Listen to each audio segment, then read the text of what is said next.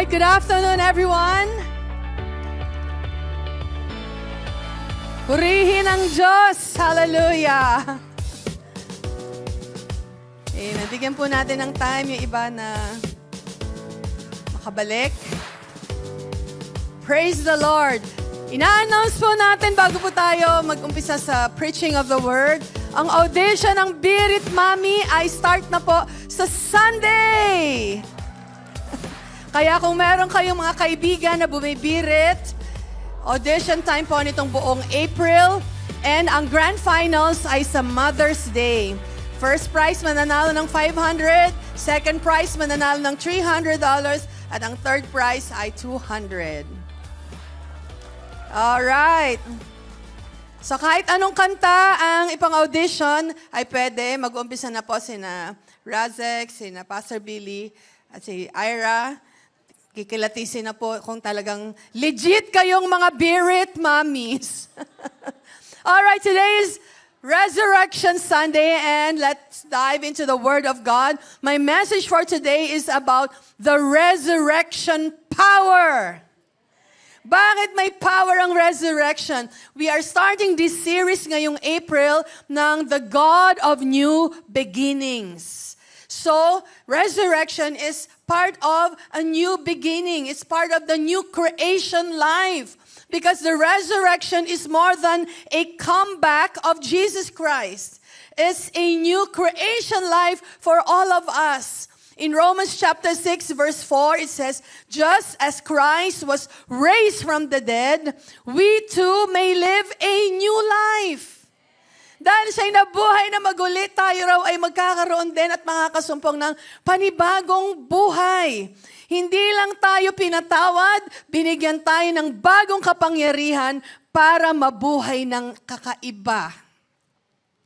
Di ba napakagandang balita nun? Kasi marami sa atin, ayaw natin yung luma nating buhay, nakakasura. Brown. Yung parang kukunot ang noo mo pagka naisip mo na yon ang buhay mo noon. The resurrection didn't just raise Jesus. It raised your identity. Good news yon. Nagkaroon tayo ng kakaibang identity. Ano ba yung nabago? Ano yung nabago sa identity natin? Well, your past is broken because of the resurrection. Naputol na at nasira na yung ating mga dark past. Hindi na pwede yung gamitin sa atin na Satanas para tayo bigyan ng condemnation and guilt. Your nature is renewed, nabago na. You are not the same person anymore, and your future is being rewritten. It's rewritten. You are walking in newness of life. May mga bago na tayong kinabukasan, bagong future because of the resurrection. So stop identifying with your old self. Yan ang power ng resurrection. Start living from your new identity. Binago na ako ng Diyos. Sabihin mo sa katabi mong best friend mo. Beshi, binago na ako ng Diyos. Hallelujah. Hindi ka ba natutuwa ka mo? Kung magkatabi kayo mag-asawa, darling, hindi ka ba natutuwa? Binago na ako ni Lord. Hindi na ikaw yung dating ikaw. Resurrection made you a new you. Sabi nga ni Apostle Paul, his identity was changed. Dati siyang persecutor ng mga Christians. Boboto siya sasabihin, ipahuli yan, ipagapos yan. Kaya nung nabago siya, sinabi niya sa sulat niya sa mga taga-Philippi, in Philippians chapter 3 verse 10, this is a very powerful verse. Sabay-sabay nating basahin. 1, 2, 3, go. I want to know Christ and experience the power of His resurrection. Andyan yung resurrection. Sabi niya, hindi ko lang gustong tunay na makilala si Kristo. Gusto niya ring maranasan yung kapangyarihan ng resurrection, yung kapangyarihan ng pagkabuhay niya maguli. So, hindi natapos ang kwento sa krus. Di ba nung Biyernes, marami sa inyo biglang nung 3:00 lumungkot. Biglang merong mga, huy, wag tayong gumalaw-galaw. Naalala niyo ba na sa Pilipinas? Mga lola, wag kayong takbuhan ng takbuhan. patay si Kristo! Sabi ng lola ko noon. Tapos nagkakaroon ng mga ginatang bilo-bilo, magkakainan kami ng kakanin. Tapos, ang lagi ko naaamoy, dilis. Yun ang ulam. O kaya, munggo na walang baboy. Kasi bawal daw kumain ng masasarap. Bakit? Patay si Kristo. Ganyan. Most people celebrated the cross, but few live in the power of the resurrection. Kung 20 years na ako dito sa Singapore nagpapastor, 20 times ko na rin itong na-preach. Pero bawat preaching, iba-ibang angulo ko sa gustong i-present sa inyo. At nung inaaral ko to the past few days, I was studying this, wow, there's so much areas to look into dito sa topic ng resurrection power. Because the cross paid the price, sa krus na bayaran, pero sa resurrection, we saw the release of the power. Sa krus na bayaran, pero sa pagkabuhay na maguli, nandun ang kapangyarihan. We experience new beginnings because of His resurrection. Walang permanent na hopeless situation sa atin. Sabihin na, ay hopeless na, wala na talagang pag-asa ang buhay ko, PH. Walang permanenteng hopeless. Why? Because there was a resurrection. Basahin natin sa 1 Corinthians 15, verse 14. Ang sabi rito, kung si Kristo ay hindi muling binuhay, kung hindi ro siya muling binuhay, walang kabuluhan ang aming pangangaral. Yan ang sabi ni Pablo. Can you imagine? Our preaching is useless if Jesus Christ was not raised from the dead. Kaya mahalaga ito nating mayakap at maunawaan. Baliwala, mapapatid ang aking mga litid kakapangaral. Kung si Jesus na natiling patay, sayang ang pagod, sayang ang mga sakripisyo. Pero sabi niya, walang katuturan ng inyong pananampalataya kung si Kristo ay hindi nabuhay na maguli. At kung hindi muling binuhay si Kristo, kayo'y mananatili pa sa inyong mga kasalanan. Ibig sabihin, walang kapangyarihan tayong mangibabaw sa ating mga kasalanan at walang katuturan ng inyong pananampalataya. Inulit na naman niya. Kaya kung merong pinaka-greatest news is that Jesus died on the cross, He died and He was buried, and at the third day, He rose again. Maraming sumasamba sa ibang mga Diyos nila. Mga taong namatay, kinilala nilang Diyos, pero hindi nabuhay. What makes us different? Because the one we worship, He offered His life as a sacrifice for our sins. He was buried, pero He won death. Nabuhay siyang maguli. Kinikilabutan po ako rito sa stage. I feel the strong presence of the Lord because this topic needs to be preached. This topic needs to be understood by faith. Dahil marami nang nagchismis kahit nung araw pa na sinasabi nilang hindi totoong nabuhay na maguli si Kristo. Kaya nga si Paul, in-express niya dyan sa 1 Corinthians, Jesus indeed was raised from the dead. Many believe in the resurrection but do not experience its power. So ang challenge sa atin ngayon ay hindi lang natin basta paniwalaan, dapat ay pinamumuhay natin at nilalakaran yung power ng resurrection. Minimeditate nyo ba yan? Normally, iniisip lang natin, Jesus died on the cross. That's so good. Paid everything. Tetelestai. It was paid in full. But there was resurrection. We experienced the power because Jesus was raised from the dead. So what changes when we walk in resurrection power? Ano ba talaga ang nababago sa atin dapat pag tayo ay nakakaranas na ng kapangyarihan ng pagkabuhay na maguli ni Kristo? Let's read at Acts chapter 4 verse 33. Sabi rito, with great power, the apostles gave witness to the resurrection of the Lord Jesus, and great grace was upon them all. Great power, and then great grace. What is this great power? Ito yung boldness.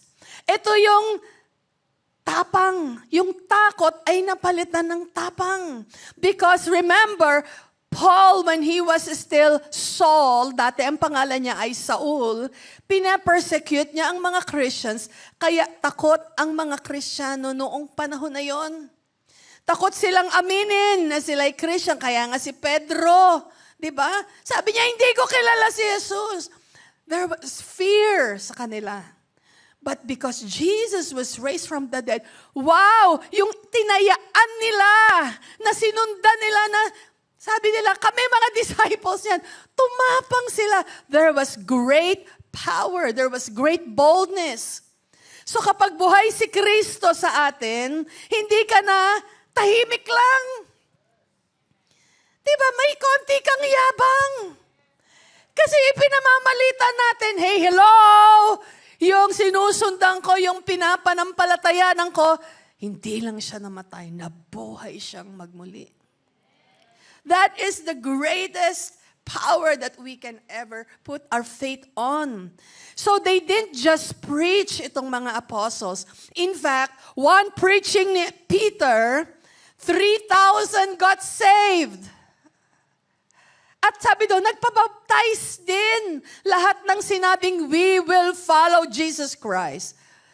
Si Pedro, na dating matatakutin, who denied Jesus, now was preaching, and 3,000 got saved. Why? Because of the power of the resurrection that was imparted to them. Today, pag kayo lumabas dyan sa pintuan ng kayo ay malamya pa rin at malambot at sakitin, you are not experiencing the true power of resurrection. Kaya tinuturo natin ito sa inyo na para hindi tayo nagiging mga ignorante sa katotohanan ito. Yung parang pag may nagtanong sa inyo, hindi kayo parang nalilito. Ha? Hindi ko alam. Ano yung sinelebrate nyo? Ay, resurrection daw. O ano ba yung resurrection? Baka Tagalog, hindi nyo pa alam sabihin. Basta resurrection, alam mo na yun, magsimba ka na lang sa susunod. Pinsan pinadadali natin, hindi natin inaalam talaga. So the apostles didn't just preach, they preached with supernatural effectiveness. Kasi sabi ng great power, hindi lang sila nagsasalita, may dating ang kanilang salita. May bigat, legit, may impact, may power. Kaya kanina yung kumakantang choir natin na, reason, His reason. Sabi ko, gusto ko marinig yung power. Nakikialam ako kanina sa practice nila. Because the power must be reflected dun sa song na kinakanta natin. With that, we just don't sing it. We believe it. Amen. Diba? We believe what we're singing. Kasi iba, while you believe the lie, you can also sing a lie. Kung hindi yun, totoo sa inyo. So first is great power. And then sabi sa Acts chapter 4 verse 33, great grace. At hindi lang sa iilan ibinigay. Great grace was upon them all. Sa lahat, great grace was upon them all. Ginamit ang word na grace na sa Greek word ay charis. Bakit ba si PH Panay sabi Greek, Hebrew, ano ba yan? Tayo'y Pinoy. Kasi ang Biblia ay na-translate sa New Testament into Greek. Kaya minsan kailangan alamin natin ano ba ibig sabihin ng writer nung sinulat niya yung word na grace. So yung grace ay charis sa Greek. Ang ibig sabihin nito, unmerited favor. Blessing na dumating na hindi mo deserve. Meron ka bang ganon? Yung binigyan ka ng angpaw, hindi mo deserve, tatamad-tamad ka sa bahay, pero nung Chinese New Year, nabigyan ka. Ay, wow, hindi yun deserving. Yung hindi mo kakilala, dumalaw lang kayo as a family, naabutan ka rin, do you deserve that? No, these are unmerited favor. Blessing you did not earn. Yung biglang kulang ka sa tuition ng anak mo, biglang may nag-bless sa'yo. Do you deserve it? No. Someone just showed you grace. Someone has granted you favor. Bayaran mo yung tuition ni Junjun. Naku, salamat. What a favor. So it also means divine enablement. Ibig din sabihin, this is the power to do what you cannot do on your own. Marami tayong sinasabi, di ko kaya. Pero may grace. So when the Bible says great grace was upon them all, tayo rin makakaranas nun. Sa mga pagkakataon na hindi natin kaya, meron palang grasya ng Diyos. May lakas palang Diyos. And it also means His kindness or His goodwill, the goodwill of God. Yung kabaitan ng Diyos, nakita sa buhay mo. Yung bang parang naglalakad ka dyan papunta sa mga Ngian City dyan. Uy, ramdam ko, friend, sa itsura mo, ang bait-bait ni Lord sa'yo. Sipatin mo nga, kung totoo yung sinasabi ko, may kabaitan ba si Lord sa buhay ng katabi mo? Na alam mo ba, ramdam ko ang bait ni Lord sa'yo. That grace also means grace that attracts. Wow, nakaka-attract na grace pala to. Yung may pabor sa'yo na obvious. Yung iba nakaka-exit ng mabilis kasi may pabor sa buhay mo na obvious. Pabalik-balik ka na nga ni.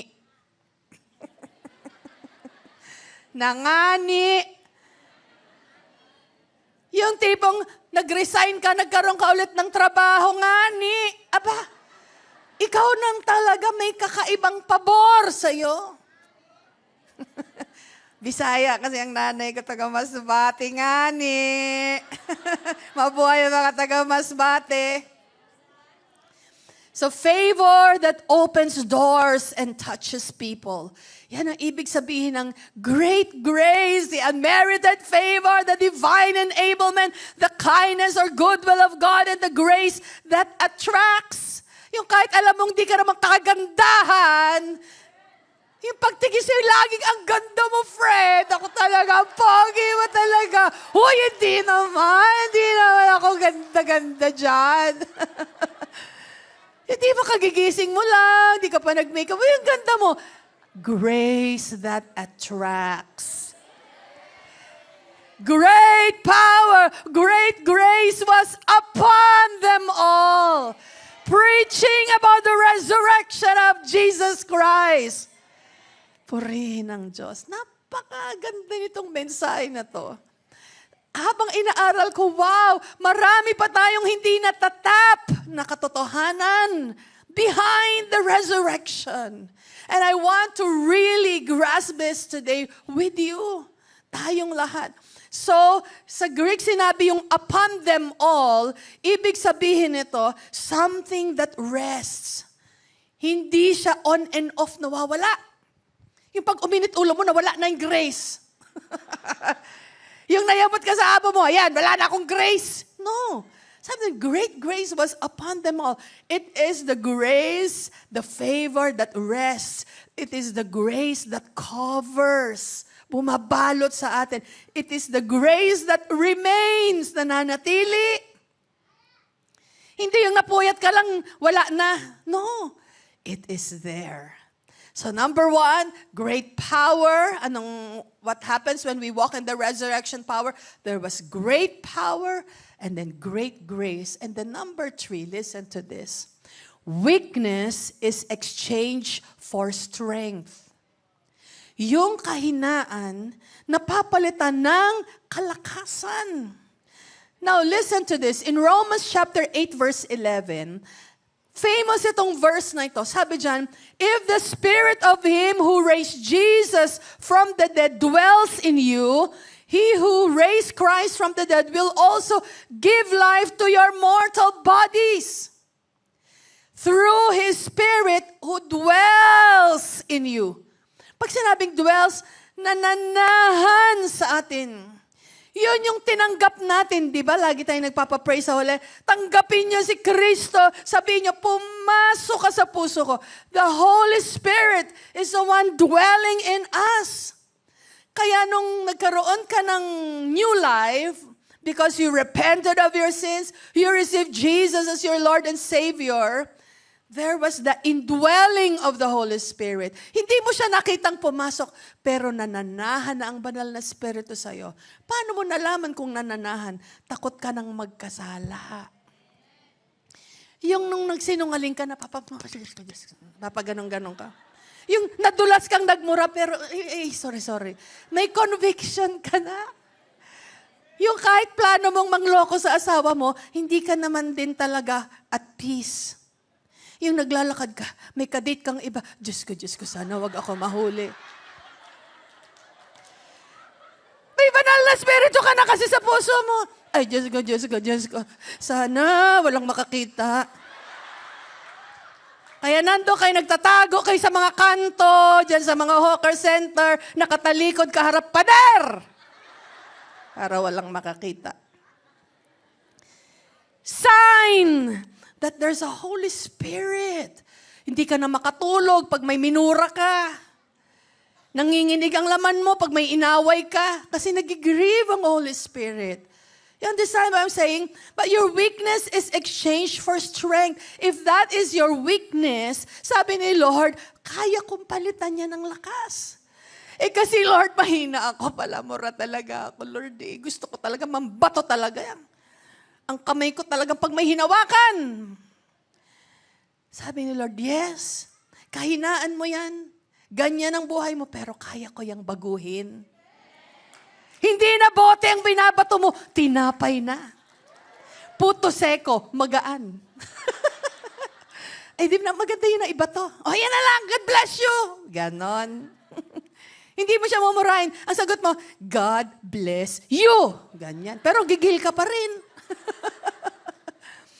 So when resurrection power is active, blessing o yung grace flows sa atin.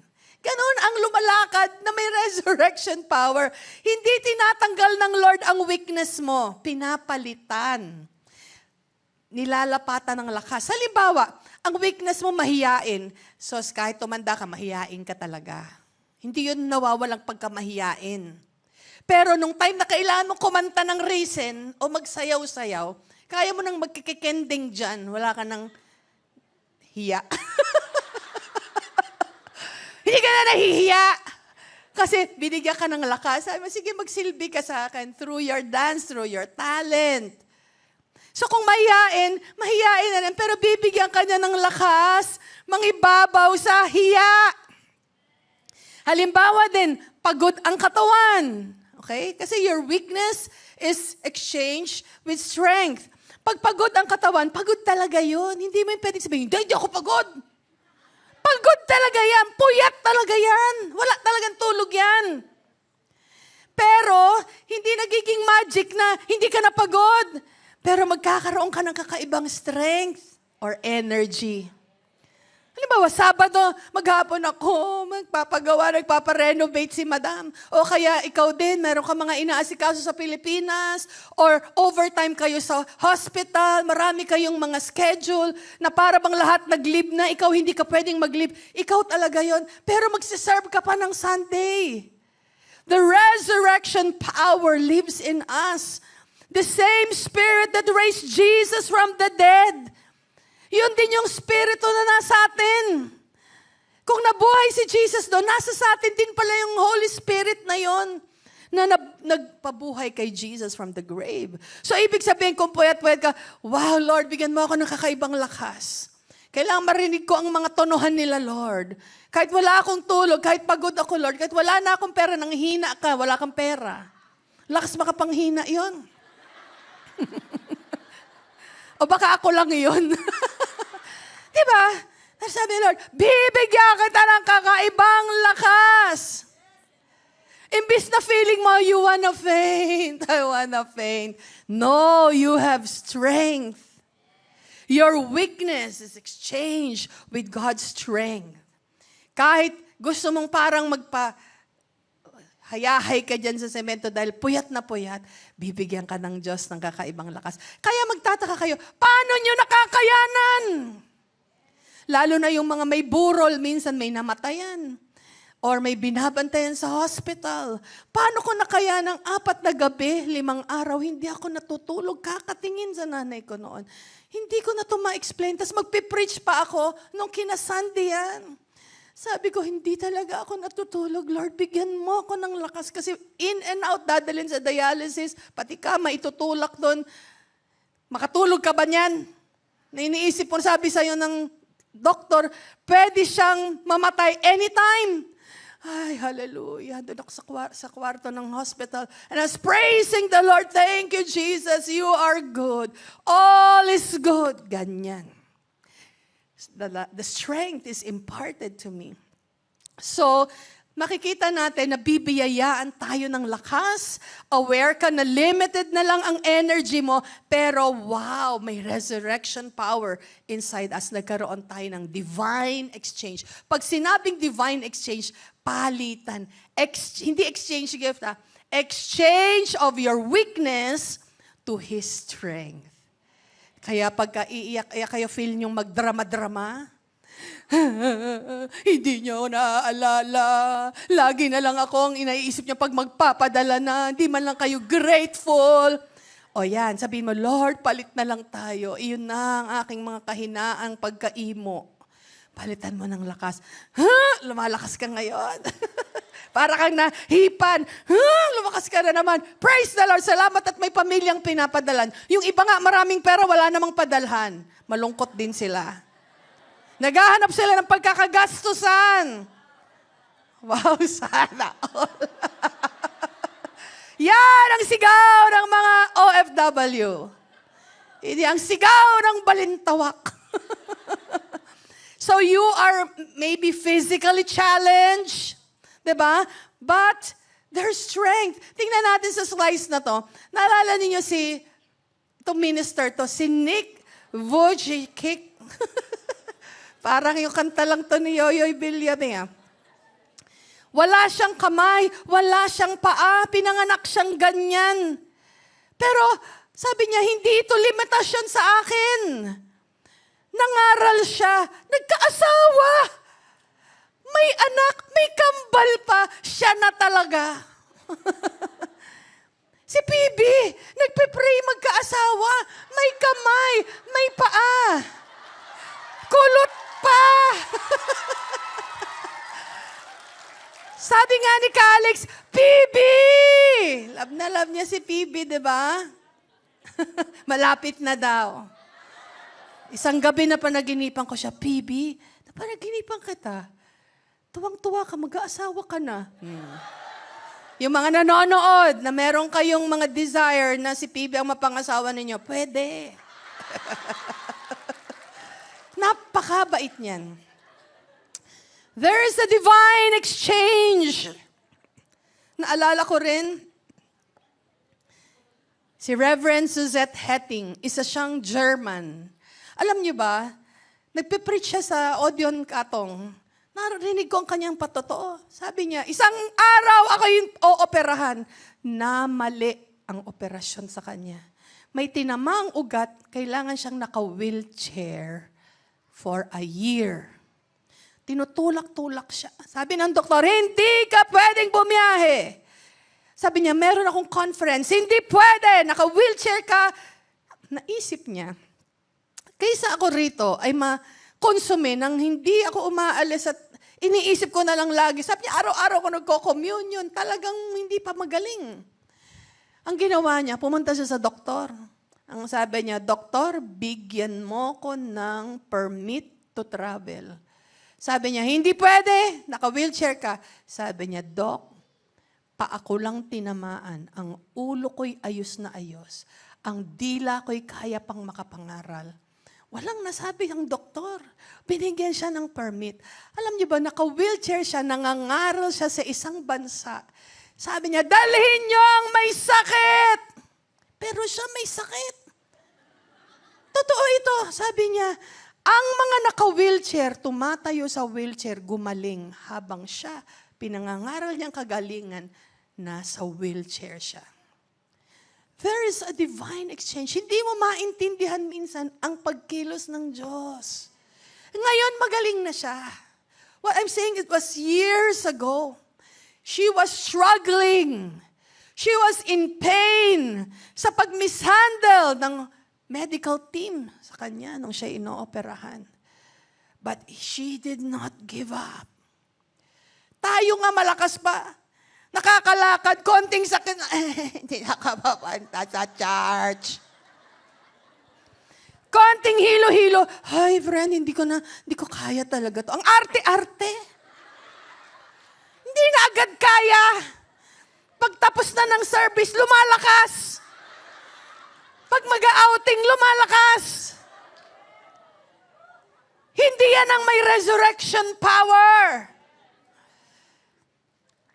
I've shared this before and I will share this again. May mga times, ang sakit-sakit ng ulo ko nangangaral. Pumipitik na halos, sabihin ko na sa kalakitan, ang sakit! Hanggang sa tutuloy lang yon, may grace. May divine exchange. Our weakness is exchanged with His strength. There's great power. There's great grace. Hallelujah. And lastly, defeat becomes victory. Yung akala mong talunan ka, victorious ka pala.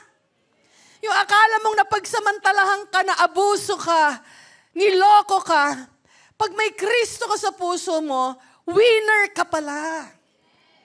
Hindi ka pala talunan. Kaya tingnan ninyo, pinili ko dito sa screen natin, this is the tomb of Jesus. Bakit nakatupi yung sinuot ni Jesus nung siya ay nag-resurrect? Bakit yung bato ay natanggal? Alam niyo ba sa bato na yan, meron niyang wax, meron niyang tali, na pag tinanggal mo yan, may wax doon, alam na, may gwardiya dyan eh. Papatayin yung gwardiya pag yan ay nabuksan. Ito ang divine power na makikita natin. Biblical yan, scriptural yan. Makita niyo sa John chapter 20, hindi ko na nilagay sa slides, verses 6 to 7, the linen clothes lying there. Ayan yun. And the handkerchief, not lying with the linen cloths, but folded together in a place by itself. Ano ibig sabihin yan? May kostumbre sila noon na ang mga nakatupi na maayos, ibig sabihin, babalik akong muli. Hindi pa ako tapos. Pero daw pagka ikay kumain, binalabag mo yung iyong panyo doon, tapos na, pwede nang ligpitin. Pero pag inayos, it signifies, hindi ito inorchestrate na parang tinakas lang siya at sinabing nabuhay siyang muli. It was folded. The folded clothes, it says, I'm not done, I'm coming back. Yung bato, sabi sa Matthew 28:2, yung batong nakaharang, sabi doon, an angel of the Lord descended. May bumabang anghel at ni-roll back yung malaking bato. Kasi hindi yan kaya ng iisang tao lang. At ang tanong, bakit kailangan siyang i-roll out? Diyan ba lumabas si Jesus? Yan nga ang tanong ko sa inyo. Glorified body siya, hindi niya kailangan lumabas dyan. Kaya niyang i-penetrate yan kahit yan sarado. Naisip niyo ba yan? Bakit kailangan buksan? Ang makasabi ng sagot, bigyan natin ng $100. 1, 2, 3. Wala na, zero na ang $100. Alam niyo kung anong sagot? Kasi kailangan may makapasok at may makakita na may ebidensya. The power of Jesus Christ needs to be known para masilip. Totoo nga bang wala na dyan? May binasag na kostumbre doon. Yung bato, kailangan siyang mahilig. That is so good. That's so powerful. So that people could see the empty tomb. At hindi ito chismis. At hindi ito sabihin, nandyan lang yan. Saradong-sarado eh. Bakit nyo pakikialaman? Kasi papatayin ang gwardiya pag binuksan at nalaman. Pero nagpakita si Jesus sa iba-ibang mga... Hulaan nyo, kung kanino siya una nagpakita. Sa babae! Hallelujah! Bakit sa babae? Kasi ichichismis agad ng babae. Sasabihin, huy, nabuhay siya magmuli. Nakita ko si Jesus. Kasi pag lalaki makakita, maganda. Walang mga energy. Ang bilis kumalat ng balita. Nung nalaman ng babae na si Jesus ay nabuhay na maguli, napakasaya ng lahat. Jesus was raised from the dead. Hallelujah. Purihin ang Panginoon. That is where our hope is. Hallelujah. Kaya lahat ng mga nandito sa inyo ngayon, understand this, that Jesus left death in order, not in defeat. May victory doon. No struggle, no panic on His part, no chaos. It was a controlled victory. It was a controlled victory. Death no longer has authority. Kaya dahil siya'y nabuhay na maguli, lahat tayo pag namatay, saan tayo mapupunta? Kay Jesus! Kasi may resurrection life tayo. Uuwi tayo doon kasama niya. Ang problema pag wala kang Jesus sa puso mo, kaya kahit na yung iba sa inyo mahiya, hindi ko ma-share si Jesus, isipin mo kung saan siya mapupunta pag namatay siya. Kung mahal mo siya, gusto mo siyang tumanggap kay Lord. Because wala nang kapangyarihan ng kamatayan sa Kanya. Lilipat lang from death to another life. Hallelujah. Kaya nung namatay ang nanay ko, alam kong kasama niya si Jesus. Kahit nung burol, hindi na ako pinatakan ng luha. Saya ang naramdaman ko na kasama niya na si Jesus, hindi na siya mahirapan. Wala na siyang kidney failure in heaven. Lahat healthy. Lahat young-looking. Walang wrinkles. Ang resurrected body, walang mga kapintasan sa katawan. Sabi doon, iisa ang age yata ng mga tao doon. Parang nasa mid-30s ang mga edad, kahit ikay namatay ng 80. Huy! Ano ba itsura niya nung kay 30 anyos? Huy, PH! Slim ako noon. Naranasan mo nang maging slim. Salamat sa Diyos. Pero mabuti ang Diyos, di ba? We have the victory in Jesus. Oh, death, where is your sting? Wala nang tibo ang kamatayan. Sabi ng Bible, wala na nga, wala. Sabi dyan, in-emphasize ng mabuti. And today, kahit sa ating mga nanonood, if you still don't have a relationship with the Lord, at sa mga bisita, hindi natin sila napatayo kanina. If this is your first time, tumayo nga po kayo. Where you are seated. Come. Yes, this is the day of your salvation. Who else? Huwag kayo maiyak. Pumunta ka dito sa harapan. Come. And after this, we will lead them in prayer. Ganun din sa mga nanonood sa atin dito sa ating live stream. This is your greatest day because you will remember this day. Harap dito kay sa akin. Tayo magpe-pray. Yan. Hallelujah. Look at these precious ones. Lahat sila sa likuran ninyo. They experience. They had a day where they will make a decision to say, Lord, I receive that gift of life. I receive the salvation, that grace, that Jesus, you paid the price on the cross. Yun ang tinatanggap. Bakit pinapatanggap pa kasi ang mga tao? Bakit? Kasi ibinibigay ang Diyos. Sabi niya, gayon na lamang ang pag-ibig ng Diyos na ibinigay niya ang kanyang bugtong na anak. So kung ibinibigay, tatanggapin ba o tatanggihan? Binigay si Jesus sa atin, we will receive. And if you want to receive Jesus, follow me in this simple prayer. Ganon din yung mga nanonood sa atin. Just say this, Panginoong Jesus, lumalapit ako sa iyo bilang isang makasalanan. Hinihingi ko ng tawad ang aking mga kasalanan. Patawarin mo ako, Panginoon. Linisin mo ako, Jesus. Pumasok ka sa aking puso. Banal na Espiritu. Magmula ngayon, ikaw nang maging sentro ng buhay ko. Sinusuko ko ang aking buhay sa iyo. Salamat sa kaloob ng kaligtasan. In Jesus' name, amen. You may think that this is a simple prayer, but that prayer means a lot. If you have prayed that sincerely, the Lord heard you. I prayed that when I was 13 years old. Nagpatuloy ako. I grow in my faith. Hindi ako lumiban. I did not give up. Ganun din sa inyo. If you are still not sure of your salvation, if you have prayed that prayer, that's an assurance that there is a resurrection life. Amen? Praise the Lord. Magko-communion po tayo. Now, you can partake of the communion. Balik na po kayo sa inyong mga upuan. Palakpakan po natin sila.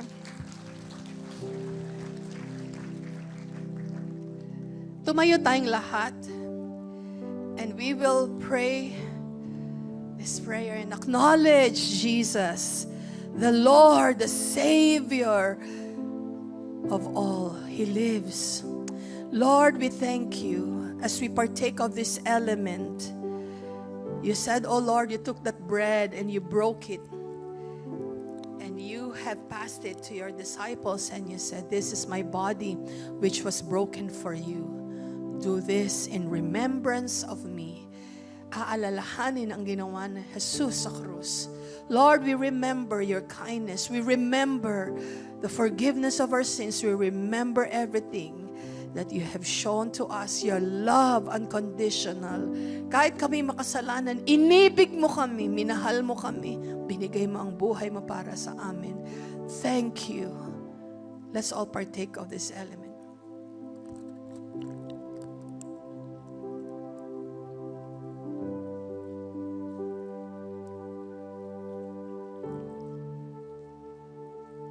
And on that same night, you took the cup after supper, saying, this cup is a new covenant with my blood. For as often as you drink this cup, you are proclaiming the Lord's death until He comes. We thank you, Lord, that as we partake of this element, oh Lord, we receive the life of God in us. We receive that endless, eternal life of God. We thank you for our healing. Lahat ng may sakit sa inyo, karamdaman, maging ang inyong mga kamag-anak, Lord, we lift each one na may sakit. We lift every single one who's carrying heavy burdens. Lord, you have assured us there's victory for all of us. Thank you for the blood. All hail King Jesus, all hail to the atoning blood. Let's all partake of this element.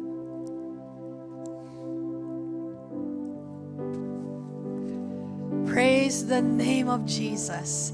The Lord bless you, the Lord keep you. The Lord make His face to shine upon you and be gracious unto you. The Lord lift up His countenance upon you and give you His peace both now and forevermore. And all God's people say,